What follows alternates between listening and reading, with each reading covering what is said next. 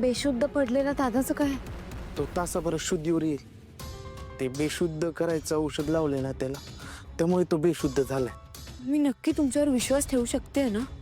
माझी बहीण हॉस्पिटलमध्ये ॲडमिट आहे. तिचं आठवड्याभरावर लगीन आहे. तिचं लगीन नाही झालं ना तर तिला आयुष्यभर असंच पडून राहावं लागेल. कसलं ऑपरेशन? ते एका ठिकाणी काम करत असताना जिन्यावरून पाय घसरून पडले. तिच्या हाताला मोठी जखम झाली. नशिबानं नवऱ्यानं नकार दिला नाही, पण ऑपरेशन शिवाय दुसरा पर्याय नाही. ते मी जे मिळेल ते काम करतो आणि घर खर्च चालवतो. थोडेफार पैसे बी जमा केले, पण आता सगळ्याच गरजा पूर्ण करायच्या म्हटल्या तर 47,500 गरज आहे. पण ती जिथे काम करत होती त्यांनी मदत नाही केली का? ती मोठी श्रीमंत लोक गरिबाचा वापर करतात आणि फेकून देतात.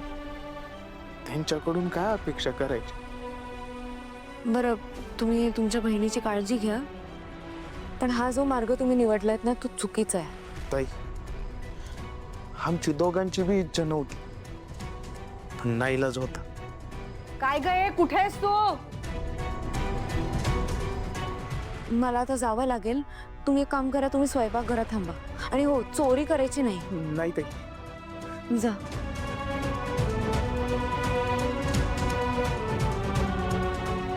काय गं? आले.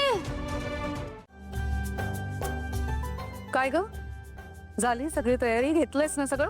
होय, बऱ्यापैकी तयारी झाली आहे. थोडं सामान ठेवलंय गाडीत, बाकीचं चेक करता. तूप घेतलंस? गेल्या वर्षी विसरली होती ती. किती तारांबळ उडाली होती आपली. घेतलाय. अमृता, अगं राजकुमार कुठे दिसला नाही तो? काय ग, सांग ना.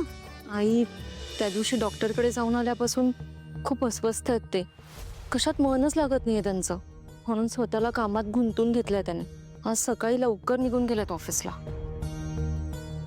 मला काय कळतच नाही या मुलाचं. असं का वागतोय लहान मुलासारखा? हा, त्याला माहिती आहे आपल्या घराण्याची ही परंपरा आहे आणि आजच्या दिवशी आपण देवळात जातो, सगळेजण मिळून देवे लावतो देवळात. तिलोत्तमा, अगं सध्याच्या त्याच्या मनस्थितीमध्ये हे स्वाभाविक आहे. आपण जरा त्याला वेळ द्यायला हवा. सगळं काही व्यवस्थित होईल, काळजी करू नकोस. आणि मंदिरात दर्श अमावस्याला दिवे लावल्यानंतर आपल्या घरात सगळं चांगलंच घडतं. अशीच परंपरा आहे ना, बरोबर आहे ना? मग आता पण चांगलंच घडेल ना. कशाची वाट बघतोय आपण? चला निघूयात. नाही, एक मिनिट, निघूया. ही मुलगी पण येणार आहे आपल्यासोबत.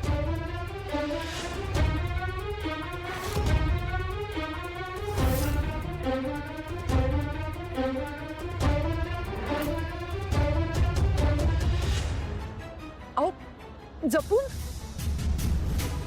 कसली एवढी गडबड आहे? हा, आणि तिलोत्तमाच्या घरी जाणं एवढं गरजेचं आहे का? काहीतरी कारण असल्याशिवाय मी गडबड करणार नाही. त्याची तुला कल्पना असायला पाहिजे का?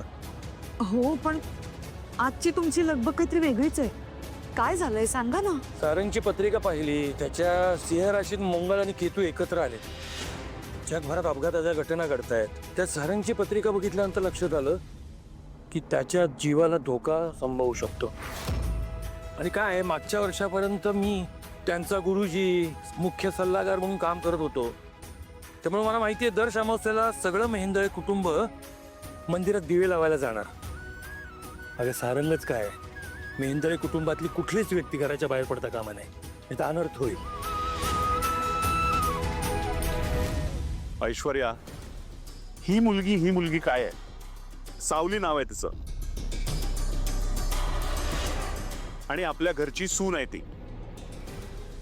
नाही, सॉरी, चुकताय तुम्ही. ती या घरची सून नाहीये, कारण मी तिला सून मानत नाही.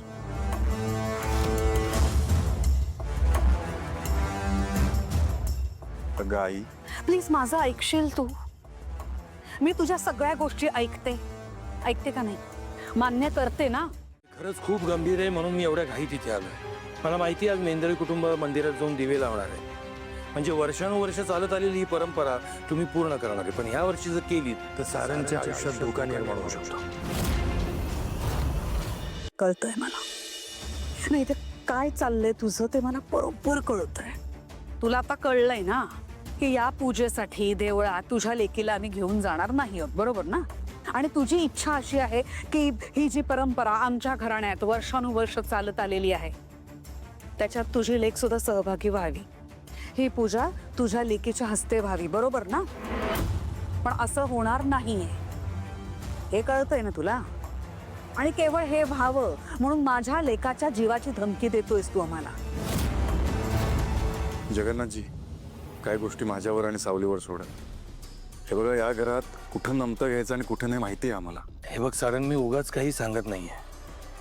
सावली तुझी आयुष्य रेखा आहे. आयुष्य रेषा नाही, शब्द छान आहे पण हे खोट आहे. कारण ही पोरगी जर का माझ्या लेकाची आयुष्य रेषा असती ना तर या आधी जेव्हा तो संकटात होता तेव्हा त्या संकटातून तिने त्याला बाहेर काढलं असतं. पण हे असं होताना मला आत्तापर्यंत तरी दिसलेलं नाहीये, तेव्हा तू खोटं बोलतोयस.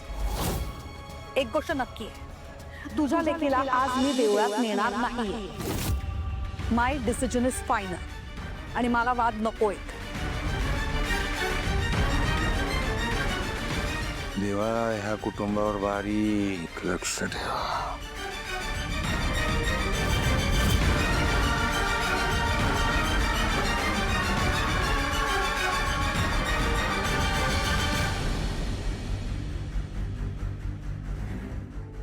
अमृता, तारा, चला.